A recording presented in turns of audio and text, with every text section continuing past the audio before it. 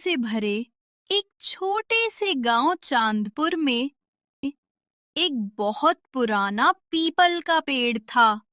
गांव वाले उसे बुजुर्ग पेड़ कहते थे क्योंकि वो किसी इंसान की तरह सबके सुख दुख का साथी था। पेड़ के नीचे रोज शाम को बच्चे खेलते, बूढ़े लोग दरी बिछाकर बैठते और महिलाएं पानी के मटके रखकर थोड़ी देर आराम करतीं। ऐसा लगता था जैसे पूरा गांव उसी पेड़ की छांव में सांस लेता हो। गांव में एक नौजवान रहता था। नाम था अमन। वो पढ़ाई के लिए शहर गया था और कई साल बाद गांव लौटा। गांव लौटकर उसने देखा कि पेड़ के आसपास की जमीन सूखी पड़ी है और कुछ डाली भी कमजोर हो गई हैं। अमन ने बुजुर्गों से पूछा, पेड़ ऐसा क्यों हो गया? एक बूढ़े चाचा ने धीरे से कहा, पानी की किल्लत है बेटा। अब किसके पास इतना वक्त कि रोज यहाँ पानी डाले? अमन को ये बात अच्छी नहीं लगी। उसने अगले दिन से खुद पेड़ की सेवा शुरू कर दी। नाली ठीक की, रोज पानी डाला, चारों तरफ छोटी छोटी पौध भी लगा दी। उसकी मेहनत देखकर धीरे धीरे बच्चे और फिर गांव के बाकी लोग भी उसके साथ जुड़ गए। कुछ महीनों में पेड़ फिर से हरा भरा हो गया। उसकी छांव में फिर वही पुरानी रौनक लौट आई। बच्चों की हंसी, बुजुर्गों की बातें और औरतों की खिलखिलाहट। एक दिन सरपंच ने अमन से कहा, तूने गांव को सिर्फ हरियाली नहीं दी बेटा, हम सबको साथ रहने का मजा फिर से याद दिला दिया। अमन मुस्कुराते हुए बोला, गांव तभी सुंदर लगता है जब हम सब मिलकर उसे संभालें। पीपल का पेड़ फिर से हरा भरा खड़ा था। गांव वाले हर शाम वहां जमा होते और बच्चों की हंसी से पूरा माहौल खिल उठता।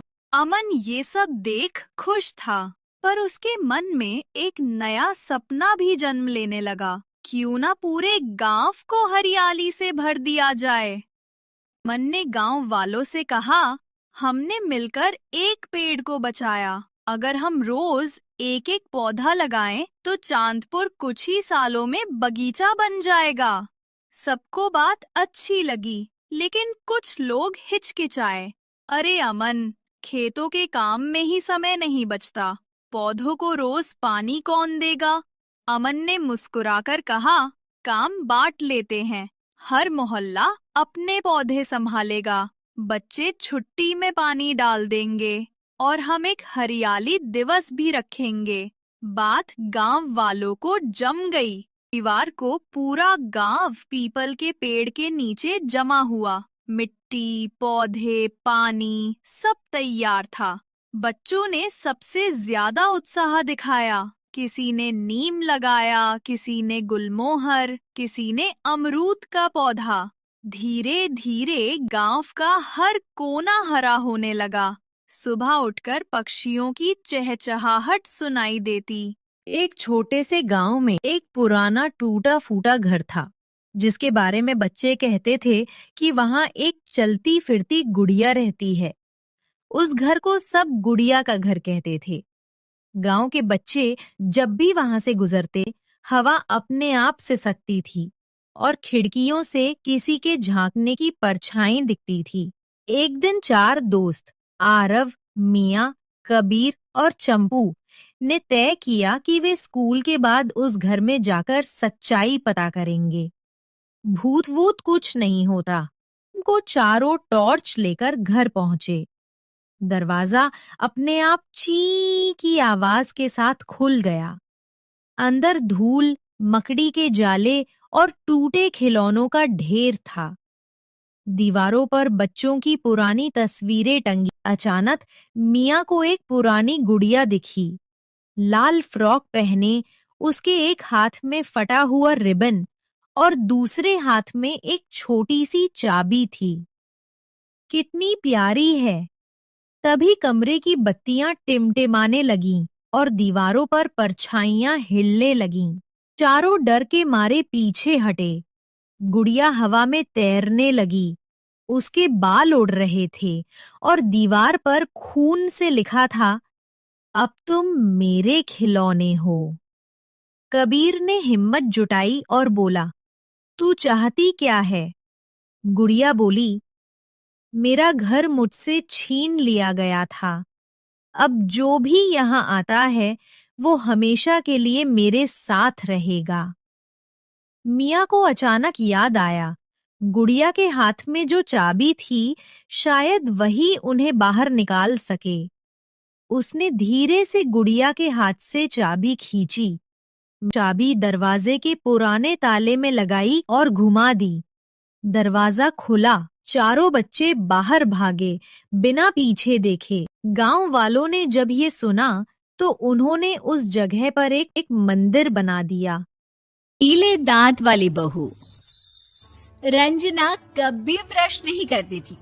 उसे कितनी बार उसके माँ बाप ने डांटा, लेकिन उसका कोई असर उस पर होता ही नहीं था, जिस कारण से उसके दांत पीले पीले हो जाते हैं। शादी के बाद। अरे बहू, वैसे तो तुझ में कोई कमी नहीं है, पर तेरे दांत इतने पीले कैसे हैं बेटा? कैसे मतलब? कोई सर्जरी थोड़ी ना कराई है। वो तो क्या नाम, मैं ब्रश नहीं करती थी तो पीले हो गए। अब क्या करूं? आप कहे तो लाल करवा लूं या फिर काले? यार ये क्या है, क्यों माँ से लड़ रही हो? लड़ रही हूँ? अरे मैं लड़ रही हूँ या ये बोल रही है कि दांत पीले हैं, पीले। अरे तपस्या थोड़ी ना की है इन्हें पीले करने के लिए। बकायदा ब्रश नहीं किया है 20 साल तक, तब जाकर। छी, कैसी बात कर रही हो? ये उस वक्त तो पीले नहीं थे जब हम लोग तुम्हें देखने आए थे। अरे तब साफ करवा लिया होगा डेंटिस्ट के पास जाकर। अब देखो कैसे पीले पीले लग रहे हैं। रंजना सास की तरफ गुस्से से देखती है। फिर शुरू हो गई पीले पीले पीले। अरे पीले तो तब भी थे जब मेरे हाथ का रसगुल्ला उड़ा उड़ा कर खा रही थी और बोल रही थी, लड़की नहीं गुणों का खजाना दे रहे भाई साहब आप। खैर अब वो लोग करते भी तो क्या करते, पीले दांत वाली बहू पल्ले पड़ी थी तो झेलना तो था ही। एक दिन कीर्तन में रंजना गाना गा रही थी। अरे कमला बहन, माँ का द्वार है, यहाँ तो सब शुद्ध होकर आते हैं, फिर अपनी बहू को ब्रश भी नहीं करवाती तुम। दूर से पीले पीले दांत भक्ति में बाधा उत्पन्न कर रहे हैं। अरे कोई 2 साल की बच्ची थोड़ी ना लेकर आई हूँ मैं बहू बनाकर। अच्छी खासी लड़की है, अरे कैसे करवाऊं ब्रश? ये तो उसे खुद करना चाहिए ना। अब माँ बाप तो इसके जैसे तैसे निपटा दिए, ये नहीं सोचा कि सास कैसे संभालेगी। सास बहू को लेकर घर आ जाती है, लेकिन सोच लेती है कि अब इसे लेकर कहीं नहीं जाएगी। अगले रोज बहू कहती है, अरे क्या हो गया, मंदिर नहीं जाना क्या? कीर्तन का वक्त हो रहा है। मेरी मधुर वाणी से कान्हा जी जागते हैं और सोते हैं। आप तो जानती है ना उनकी भक्ति में कितना मन लगता है मेरा। वो क्या है ना, तबीयत ठीक नहीं लग रही है मेरी, आराम करूंगी मैं। तबीयत ठीक नहीं लग रही? अभी तो मिथुन के गाने पर नाच रही थी आप, और अब बोल रही है कि तबीयत ठीक नहीं लग रही। अरे भक्ति में मन लगा लो सासू माँ, ऊपर जाना है, क्या मुंह दिखाओगी आप? हाँ? सास को बहू की बात पर गुस्सा आ जाता है। मैं क्या मुंह दिखाऊंगी, इसकी चिंता तो ना कर, समझी? अपने मुंह की चिंता कर, जो ये पीले पीले दांत लेकर हर जगह पहुंच जाती है। पता है लोग कितना मजाक बनाते हैं। ना जी ना, मैं नहीं जाना कहीं तेरे साथ। तो ये बात है। कोई ना, मत जाओ, मैं अपने कमरे में ही बैठकर भक्ति कर लूंगी। ऊपर वाला दांत थोड़ी ना देखता है, मन देखता है, भावना देखता है। और अरे बस बस, तू सब कुछ दिखा, बस ये सफेद चमकदार दांत ना दिखाना किसी को, है? जा यहाँ से। बहू को सास की बात का कोई फर्क नहीं पड़ता। वो तो जैसी थी वैसी ही रह जाती है। सुबह नहाकर किचन में खाना बनाना, फिर खाना खाना, कीर्तन भजन करना और सो जाना। एक दिन, माँ जी मैं सहेली के घर जा रही हूँ, शाम को लेट आऊंगी। हाँ हाँ तो जाना, मैंने कौन सा तेरी आरती करनी है घर पर बैठकर। रंजना सहेली के घर जाती है जहाँ वो पार्टी में जाने की तैयारी कर रही होती है। अरे शिखा, कहाँ जाने की तैयारी कर रही है? मैं गलत वक्त पर आ गई क्या? अरे नहीं यार, उल्टा सही वक्त पर आ गया। मैंने ये साड़ी और ज्वेलरी निकाली है यार, शाम को इनके ऑफिस की एक पार्टी में जाना है। बताना कैसा लग रहा है ये सब? नहीं यार, इस ड्रेस के साथ तो वो वाली ज्वेलरी अच्छी लगेगी। हाँ हाँ सही बोल रही है, मैंने ध्यान ही नहीं दिया। वैसे तो हमेशा से मस्त फैशन सेंस रखती है। तो बड़ा जाती होगी ना पति के साथ पार्टी में। रंजना कुछ नहीं बोलती, बस सोचती है कि यार काश ये बात सही हो जाती। पर मैं क्यों नहीं जाती पार्टी में? क्या इन लोगों की कोई पार्टी होती नहीं होगी? रंजना घर आती है और रात में पति से सवाल करती है, एक बात बताइए, आप मुझे किसी पार्टी में क्यों नहीं ले जाते? क्या आपकी यहाँ ऑफिस में पार्टी नहीं होती? पति बेचारा क्या कहता कि दांत पीले हैं तुम्हारे इसलिए। अरे कोई पार्टी होती नहीं हम लोगों के ऑफिस में, तो कहाँ से लेकर जाऊं? और मार्केट, मॉल, कहीं वीकेंड घूमना, कहीं तो। अरे यार सारे हफ्ते में एक छुट्टी मिलती है, तो सोचता हूँ कि आराम ही कर लूं। क्यों? रंजना मन मार के रह जाती है।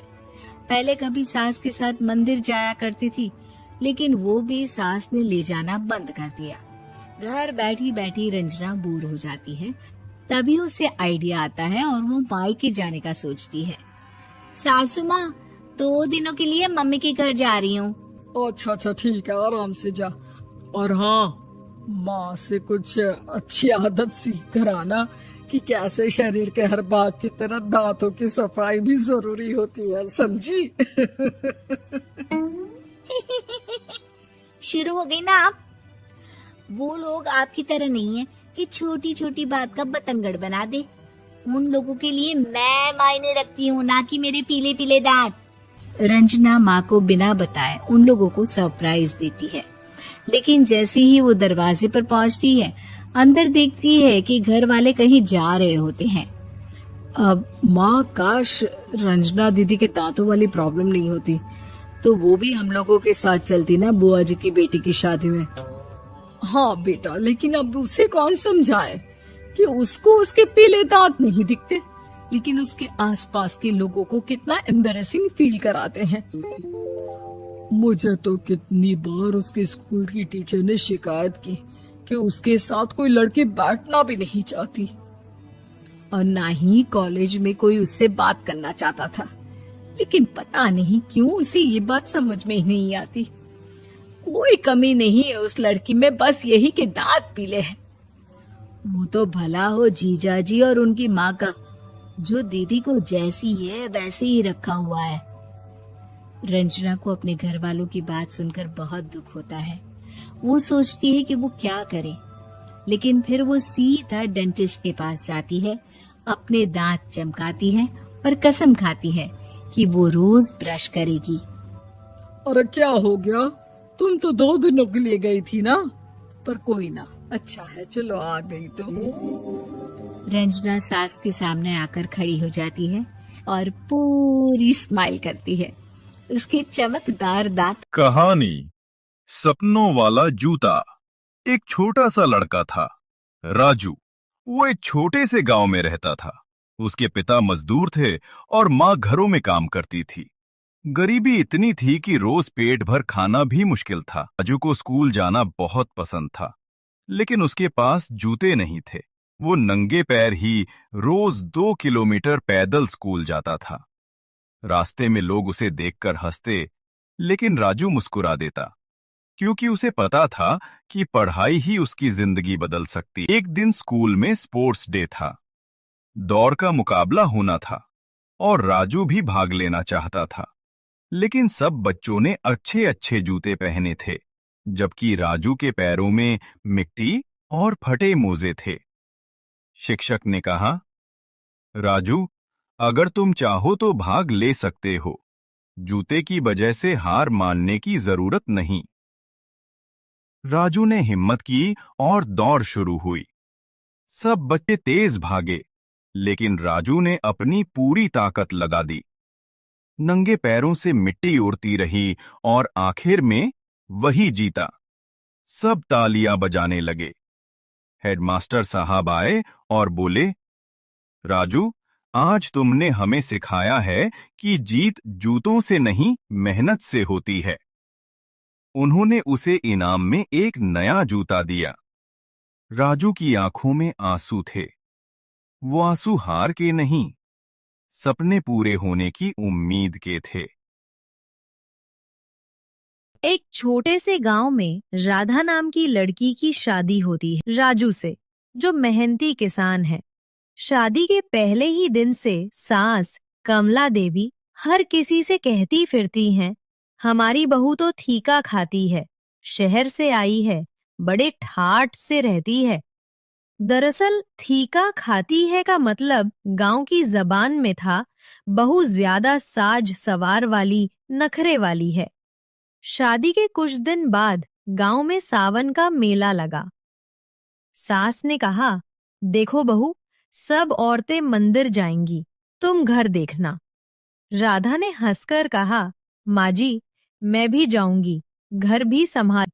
वो जल्दी उठी, सबका नाश्ता बनाया, घर साफ किया, फिर साड़ी पहनकर मंदिर भी पहुंच गई। लोग दंग रह गए। अरे, ठीका खाने वाली बहू काम भी कर लेती है। एक दिन राजू खेत में काम करते हुए घायल हो गया। बारिश जोरों की थी, सब लोग डर गए, लेकिन राधा ने अकेले बैलगाड़ी लगाई, कीचड़ में उतरकर उसे घर लाई और मरहम पट्टी की। वाले बोले, ऐसी बहू तो लाख में एक होती है। आस कमला देवी की आंखें नम हो गईं। उन्होंने राधा के सिर पर हाथ रखकर कहा, बेटा, अब कोई कहे ना कि तू ठीका खाती है, तू तो भगवान का वरदान है। एक छोटा सा गांव था, देवलपुर। गांव के लोग बहुत मेहनती थे, लेकिन सबकी मेहनत का फल खा जाता था एक आदमी, सेठ रामदास। वो पैसे उधार देता, पर ब्याज इतना ज्यादा लेता कि लोग जिंदगी भर उसका कर्ज नहीं चुका पाते। सेठ का दिल पत्थर का था और आंखों में बस लालच। एक रात सेठ के आंगन में अचानक हवा तेज चलने लगी। दिए बुझ गए, दरवाजे खुद ब खुद खुल गए। सेठ घबरा गया। कौन है वहाँ? एक गहरी आवाज आई। तेरी बेईमानी अब ज्यादा दिन नहीं चलेगी। सेठ डर गया, पर सोचा शायद सपना होगा। गांव में आया एक तांत्रिक बाबा, लंबी दाढ़ी, गले में रुद्राक्ष और आंखों में तेज। गांव वाले बोले, बाबा, हमारे सेठ के घर में भूत है। तांत्रिक बोला, वहाँ भूत नहीं, पापों की छाया है। वो सेठ के घर गया, अंदर धूप जलाकर मंत्र पढ़ने लगा। अचानक दीवार से राख टपकी और एक पुराना खाता बही नीचे गिरा। तांत्रिक ने उसे खोला। अंदर उन सब लोगों के नाम थे जिनसे सेठ ने बेईमानी की थी। तांत्रिक बोला, सेठ, जब तक तू इन सबका हक नहीं लौटाएगा, तेरे घर की हवा भी तुझे चैन नहीं लेने देगी। सेठ के माथे पर पसीना, आंखों में पछतावा। उसने अगले ही दिन गांव के सब लोगों को बुलाया और बोला, आज से किसी पर मेरा कर्ज नहीं, सबका हिसाब माफ। गांव वाले रो पड़े। सेठ आज सच में इंसान बन गया। कई साल पहले एक राज्य था, अंधकपुर। वहाँ का राजा था राजवीर, जो दिखने में बहुत सुंदर पर अंदर से उतना ही कुटिल और बेईमान था। वो अपने दरबार में कहता, मेरी मर्जी ही कानून है। जो विरोध करता वो अगले दिन गायब हो जाता। एक दिन एक रहस्यमय व्यापारी आया। उसने राजा को एक काला आईना दिया। और कहा, महाराज, ये आईना खास है। इसमें आप वही देखेंगे जो आप छिपाना चाहते हैं। राजा हंसा। मैं सब पर राज करता हूँ, मुझसे कुछ छिपा ही नहीं।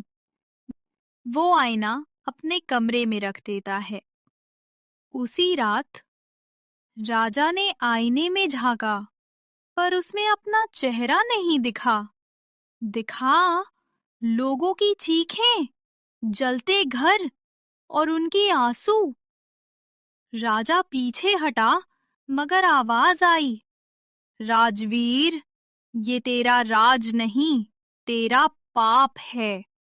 राजा ने गुस्से में आईना फेंक दिया, पर वो टूटा नहीं, बस जमीन पर खिसक गया। अगले दिन राजा ने आईना तुड़वाने का हुक्म दिया। लोहार आया, हथौड़ा चलाया, लेकिन हर बार आईना वैसा ही रह गया और अब उसमें सिर्फ राजा का चेहरा दिखता था, पर आंखों से खून बहता हुआ। डर के मारे राजा ने उस आईने को तहखाने में बंद कर दिया, पर रात होते ही वो आईना फिर उसके कमरे में आ जाता। कुछ महीने बाद राजा पागल हो गया। वो दिन रात आईने से बात करता, मैं राजा हूँ, मैं निर्दोष हूँ। एक सुबह दरबार के लोग उसके कमरे में पहुंचे। राजा नहीं था, बस काला आईना रखा था और उसमें उसके चेहरे की झलक, जो धीरे धीरे मिट रही थी। उस दिन से महल खाली है। कहा जाता है, काला आईना अब भी उसी कमरे में रखा है। जो उसमें झांकता है, वो अपने सबसे बुरे रूप को देख लेता है।